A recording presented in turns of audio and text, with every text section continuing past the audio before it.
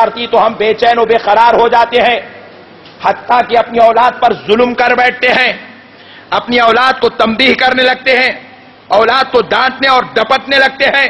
کیوں؟ کیونکہ ہماری اولاد ہماری مرضی کے مطابق زندگی نہیں گزار رہی ہے۔ ارے جب ہمارا بیٹا، ہماری اولاد ہماری مرضی کے مطابق زندگی نہیں گزارتی ہے تو ہمیں تکلیف ہوتی ہے، ہمیں ایذا ہوتی ہے، ہمیں تکلیف پہنچتی ہے، ہم مصیبت کے دور سے گزرتے ہیں، اپنی اولاد پر تنبیہ والا ماحول گزار دیتے ہیں۔ لیکن ذرا سوچو، جب یہی اولاد اس خدائے وحدہ لا شریک کی نافرمانی کرتی ہے، جس کا دن میں 3 مرتبہ کھا رہی ہے، جس کے فضل سے رات میں آرام سے سو رہی ہے، جس کے رحمت سے دن میں کاروبار اور تجارت تعلیم کے مراحل سے گزر رہی ہے، جب اس کی نافرمانی کرتی ہے تو سوچو اس رب کریم کو کتنا جلال آتا ہوگا، وہ رب کریم کتنا جلال میں آتا ہوگا۔ لیکن پھر بھی یہ مولا کی رحمت ہے، کروڑوں گناہ کرنے کے باوجود بھی اپنی رحمت سے سب کو کھلا بھی رہا ہے، اپنی رحمت سے سب کو سلا بھی رہا ہے، اپنے فضل سے سب کو اٹھا بھی رہا ہے۔ مولا سے بندے نے پوچھا، اے پروردگار تو اپنے بندے سے کیا چاہتا ہے؟ رب کریم نے جواب دیا، بس اتنا چاہتا ہوں کہ تو میرا ہو جا، تو میرا ہو جا۔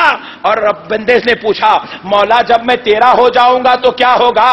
تو رب نے جواب دیا، جب تو میرا ہو جائے گا تو میں تیرا ہو جاؤں گا، جب تو میرا ہو جائے گا میں تیرا ہو جاؤں گا، اور جب تو مجھے چاہنے لگے گا میں تجھے چاہنے لگوں گا، تو میری طرف 1 قدم اٹھائے گا تو میں تیری طرف 10 قدم اٹھاؤں گا۔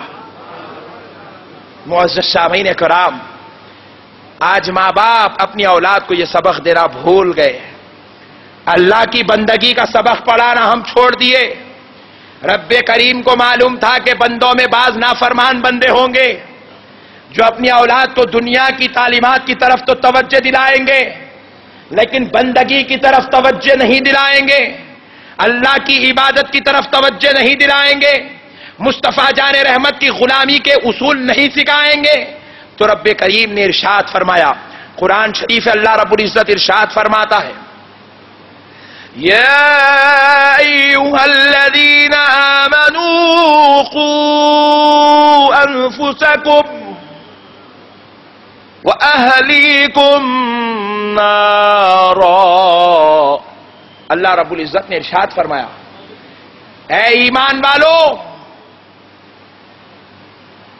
خود بھی دوزخ کی آگ سے بچو اور وَأَهْلِيكُمْ اور اپنے گھر والوں کو بھی بچاؤ، اپنے خاندان والوں کو دوزخ کی آگ سے بچاؤ، اپنے قبیلے والوں کو دوزخ کی آگ سے بچاؤ۔ اور وہ دوزخ کی آگ کیا ہے؟ وَقُودُهَا النَّاسُ وَالْحِجَارَةُ۔ اللہ ارشاد فرماتا ہے کہ وہ آگ اتنی دردناک ہے کہ اس میں پتھر بھی اگر ڈالے جائیں گے تو وہ ریزہ ریزہ ہو جائیں گے۔ اللہ اکبر۔ آج بتائیے پیارے بزرگوں اور دوستوں، ہم میں کون سے ایسے لوگ ہیں جو اپنی اولاد کی تربیت کی کوشش کر رہے ہیں؟ اپنے بھائی، اپنی بہن، اپنی بیٹی، اپنی ماں، اپنی بیوی، اپنی اولاد کی تربیت کے لیے کوشش ہے۔ ہاں کوشش ضرور ہو رہی ہے، کب؟ جب اپنی ذات کی بات آتی ہے۔ کوشش ضرور ہو رہی ہے، کب؟ جب اپنی عزت کی بات آتی ہے۔ کوشش ضرور ہو رہی ہے، کب؟ جب اپنے نفس کی خواہشات کی تکمیل کی بات آتی ہے۔ اس وقت کوشش نہیں ہو رہی ہے جب خدا کی بندگی کی بات آتی ہے، اس وقت کوشش نہیں ہو رہی ہے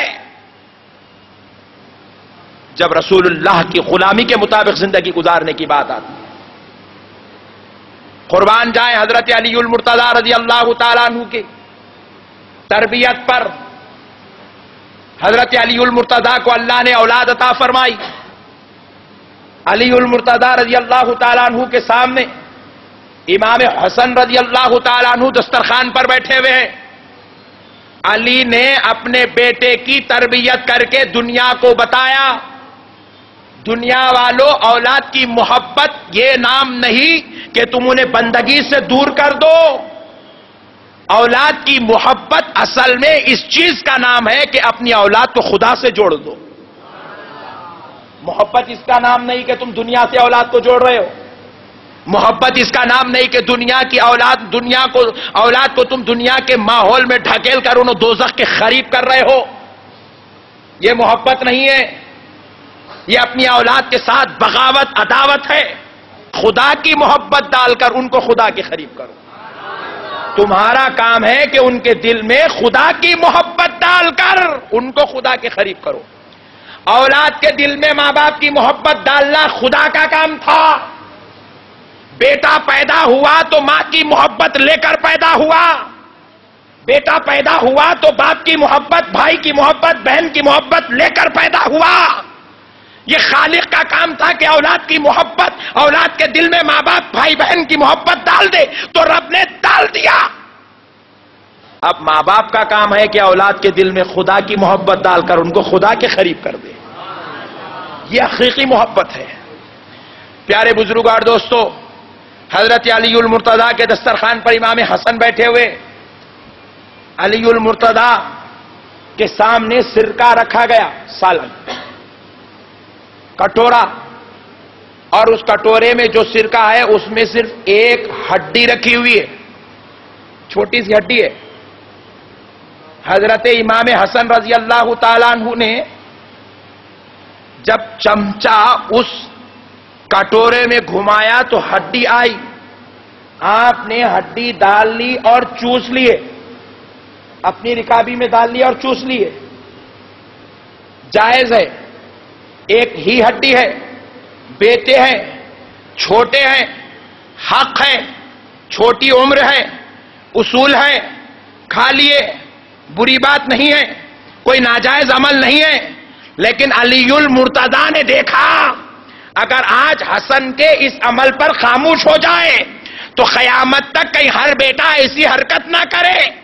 آج حسن کی تربیت کر کر قیامت تک آنے والے بیٹوں کو دسترخوان کا آداب سکھایا جائے، دسترخوان کا اصول بتایا جائے.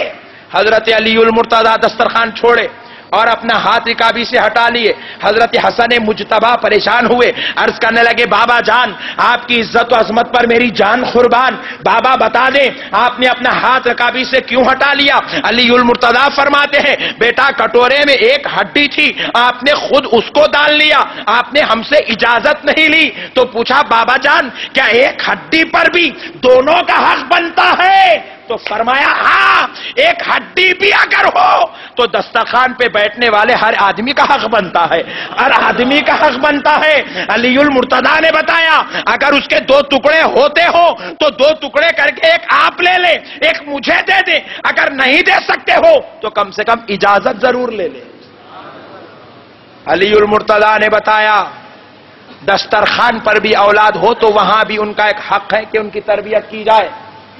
لیکن ذرا غور کیجئے، آج کا معاشرہ اور ماحول اتنا بدترین ہوتا چلا جا رہا ہے کہ ہماری جوان بیٹیاں گھروں سے نکل کر تو جا رہی ہے، کوئی کالج کے نام پر جا رہی ہے، کوئی اسکول کے نام پر جا رہی ہے، کوئی کال سینٹر کے نام پر جا رہی ہے، کوئی کسی اور نام پر جا رہی ہے. لیکن میں پوچھتا ہوں ایک باپ ہونے کے ناطے ہم اپنی اولاد پر کتنی توجہ کیے ہوئے؟ جوان بیٹیوں کو گھر سے بھیجا تو جا رہا ہے، کیا ان بیٹیوں کے بھیجنے کا حق باپ ادا کر رہا ہے؟ کیا ان بیٹیوں کے نکلنے پر باپ ان کی مکمل خبر رکھ رہا ہے؟ ان کو آسانی کے ساتھ آج ایک فون تو دلا دیا جا رہا ہے. فون خریدنا آج کوئی کمال کی بات نہیں ہے. دنیا کا سب سے غریب ترین آدمی بھی فون خرید سکتا ہے. فون خریدنا یا فون رکھنا کوئی کمال کی بات نہیں، اس پر کنٹرولنگ کا ہونا کمال کی بات ہے. کیا آج اس طرف توجہ ہو رہی ہے؟ علی المرتضیٰ نے بتایا کہ آج تمہاری اولاد تمہارے سامنے کھانے کی چیز بھی استعمال کر رہی ہو تو تربیت کی ضرورت ہے. ہماری بیٹیاں گھر سے 10-10, 8-8 گھنٹے باہر ہوتی ہے. آج کسی بھائی کو خبر نہیں کہ ہماری بہن کہاں ہے، آج کسی باپ کو خبر نہیں کہ ہماری بیٹی کہاں جا رہی ہے، کن مراحل سے گزر رہی ہے، کن حالات سے گزر رہی ہے. آپ اگر کسی غلطی پر بیٹی کو دوش دیتے ہیں تو میں کہتا ہوں آپ غلطی پر ہیں. آپ قانون الہی کے خلاف جا رہے ہیں، اللہ کے قانون کو توڑنے کی بات کر رہے ہیں۔ بیٹی اگر غلطی کرتی ہے تو اس میں بیٹی کا قصور نہیں ہے، کیونکہ رب نے بیٹی کو ناقص العقل پیدا کیا۔ بیٹی کی جو عقل ہے وہ ناقص ہے، وہ کمزور ہے، وہ نہیں جانتی کہ اسے کیا قدم اٹھانا چاہیے اور کیا قدم نہیں اٹھانا چاہیے، وہ نہیں جانتی اسے کیا کرنا چاہیے اور کیا نہیں کرنا چاہیے۔ اجی عورت اگر 60 سال کی بھی عمر کو پہنچ جائے، فیصلہ لینے کی صلاحیت عورت میں نہیں ہوتی، گھر میں ڈیسیشن لینے کی صلاحیت، قابلیت عورت میں نہیں ہوتی۔ جب عورت اللہ نے دنیا میں بھیجا تو جب وہ پیدا ہوئی تو باپ ذمہ دار تھا، بڑی ہوئی بھائی ذمہ دار تھا، شادی ہوئی شوہر ذمہ دار تھا، بوڑھی ہوئی تو بیٹا ذمہ دار تھا۔ عورت کو رب نے کہیں تنہا نہیں رکھا، یہ اسلام کا قانون ہے۔ لیکن آج ہم اپنی بیٹیوں کو آزادی دے کر، ہم اپنی بیٹیوں کو نعوذ باللہ اپنی نگرانی سے چھوڑ کر ہم یہ سوچتے ہیں کہ